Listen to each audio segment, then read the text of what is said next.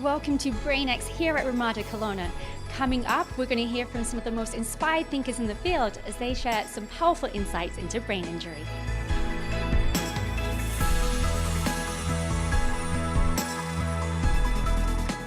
I've had the privilege in my work to walk alongside, observe, and listen to many people who are redesigning their life following a brain injury, and I've learned so much from these people and from these experiences. I've also had the privilege to be with, support, and walk alongside many of my family and my friends who are redesigning their lives, whether it's a result of an illness or a death, or a happy transition like a marriage or a birth of a child.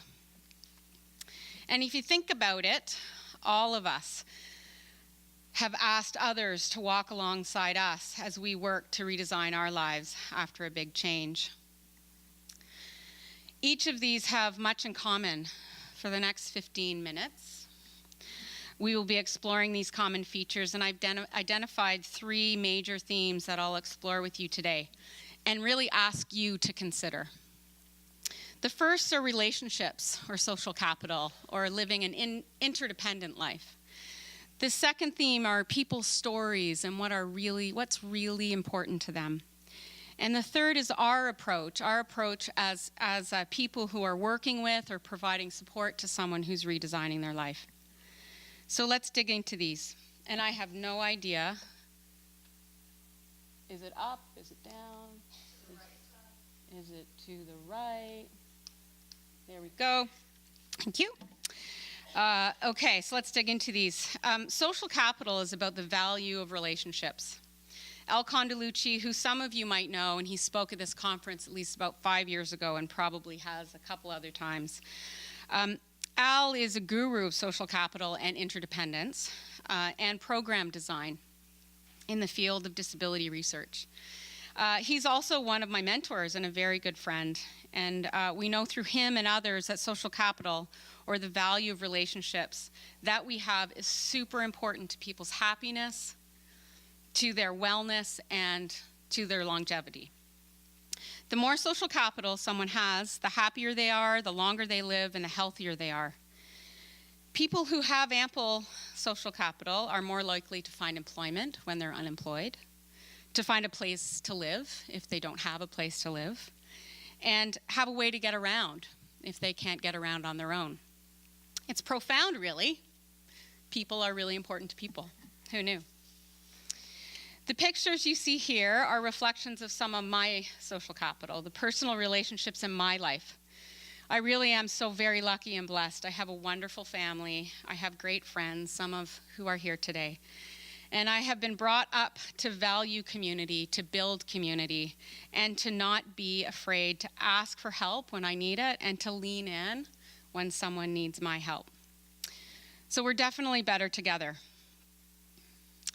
I want to just pause for a second and ask you to think about a hard time.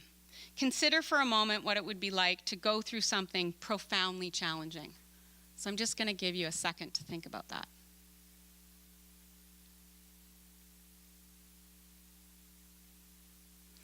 All of us have been through difficult times, whether these times have been conscious decisions that we have some control over, like deciding to end a relationship or change jobs, or to move to a new community.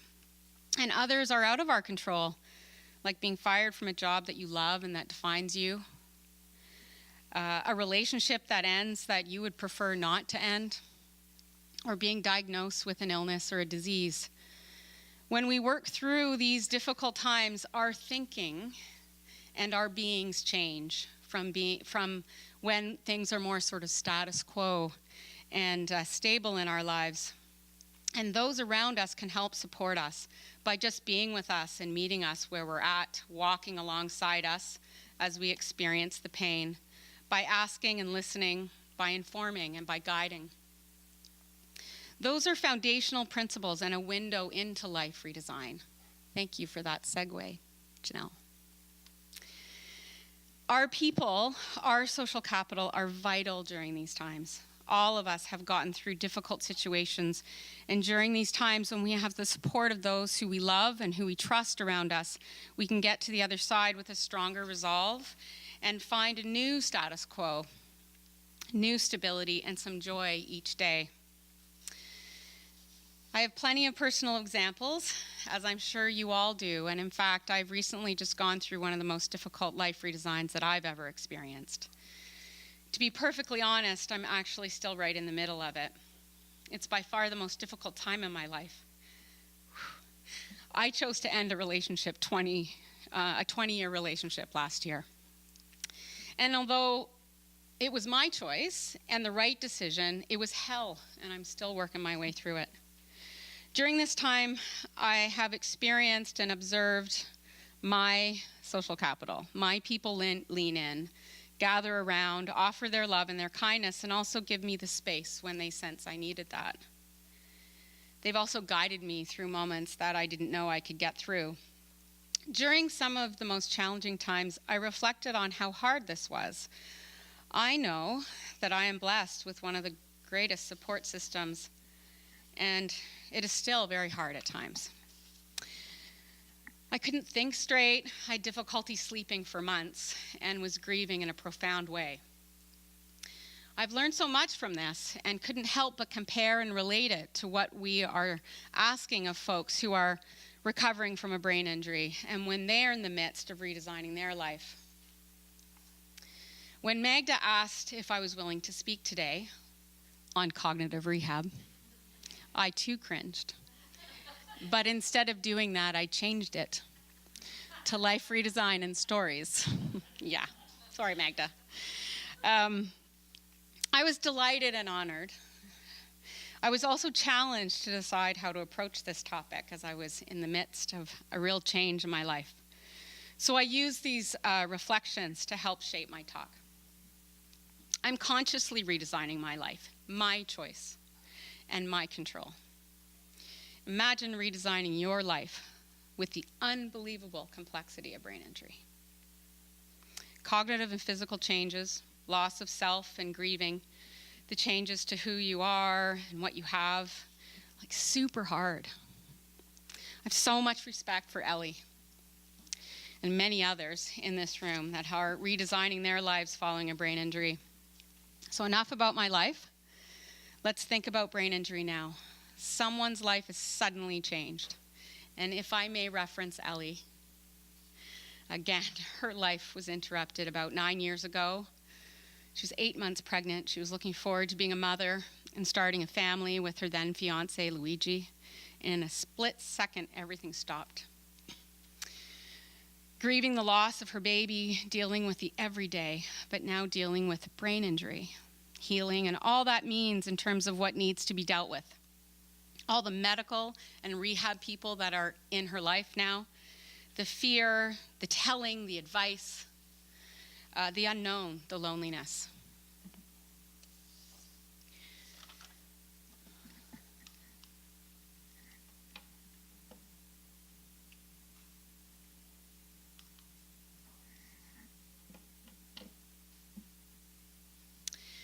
I now want to shift our thinking and focus on the second theme that I mentioned. So the person, their story, and their journey.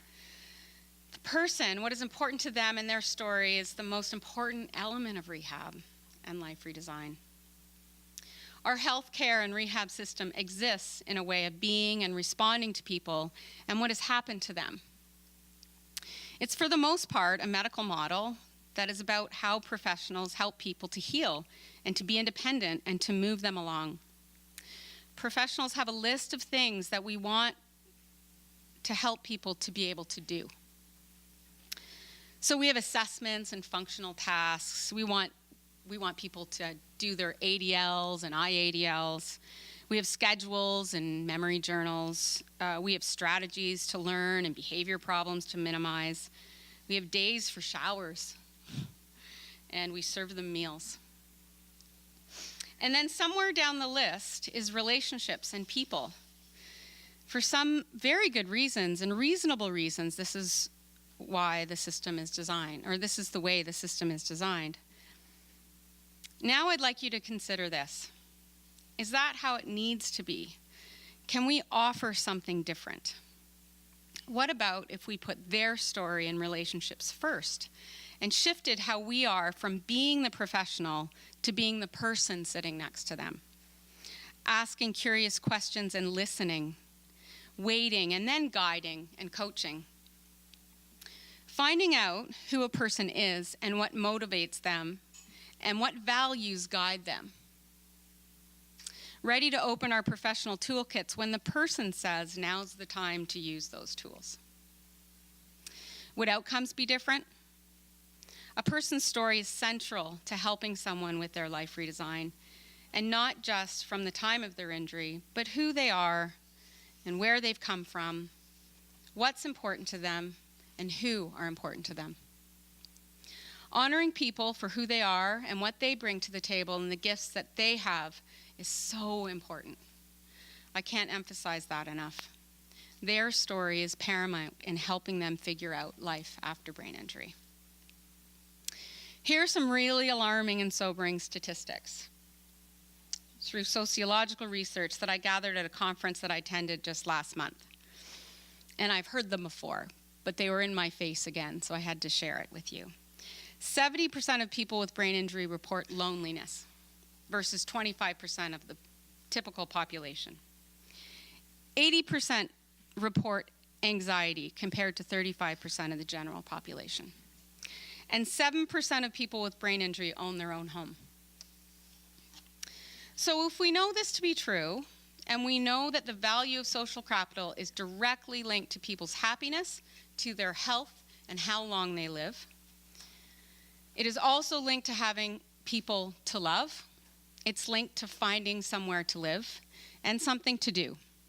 Then why is the system not focusing on relationships as a primary driver in the recovery and rehab journey?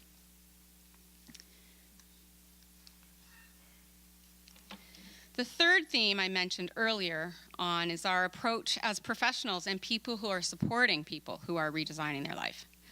12 years ago, Interior Health partnered with Connect, the organization that I have the privilege to work for. This partnership meant that Connect was creating a new service, starting from scratch, a transitional rehab service for folks living with brain injury and stroke. And I was privileged to lead this service design and to make it all happen. I'd been working at GF Strong Rehab Center for many years prior to this and was very familiar with our rehab system in Canada. So we started our service design based on what we knew were the good things about rehab. However, we were very well aware of what the system wasn't doing well. People are lonely. People have a hard time keeping and developing relationships after a brain injury. So we thought if we did just one thing differently and focused on people and relationships and a service that encouraged interdependence versus independence, then we could help people prevent the loss of family and friends. We could build skills and confidence to develop new relationships. And in the end, be less lonely. And if we did this, then more people would find employment, more people would find a place to live, and more people would have transportation to get around. If we could do that along with more typical rehab stuff that we knew worked well, then we would really do well for people. This is simply about people first and foremost. People are creative, they're resourceful, and they're wise. And if we believe this to be true, then it can change how we relate to and interact with them when they're going through redesigning their lives following a brain injury. Create a culture and expectations for people to have control over their lives. They are in the driver's seat and in charge of their path. An environment that meets them where they're at in the moment encourages people to take the risks that they want to take in an informed way. Help them to have as much control over their lives as possible. Help them to get used to making decisions and to own the consequences of their actions, to strengthen their resolve and build confidence to make their own path. So how about we build a system like that? If each of us could take a piece of this and think about how we are, no matter what our role is, whether we're family or friend or a professional, then things can change. Of course, we need the support of the system itself to make big changes, just like Interior Health did back in 2007. And now Hamilton Health Sciences is doing in Ontario, where Connect will open its doors in February. But even small changes, how you and I interact, is better than no change.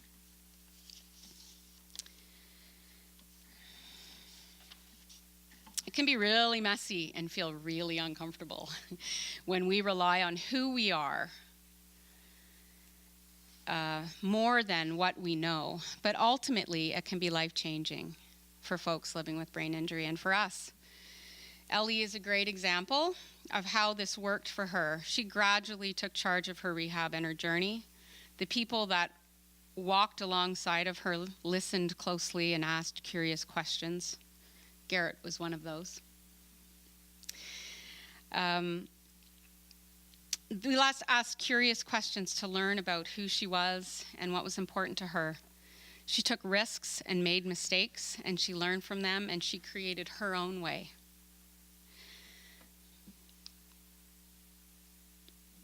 Now I ask you to take just a moment to quietly and mindfully have a think about and consider how you might be a part of this kind of change. Just take a minute.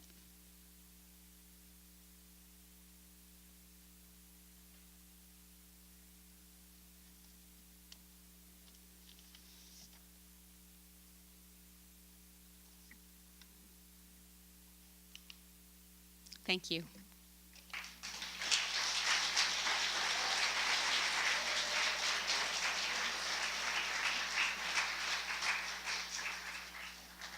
That's all from us here at the Brain X Symposium. If you'd like more information on any of today's topics, you can head over to Brain Trust Canada's website. I'm your host, Lucy Hazelwood. Until next time, this is Shore TV.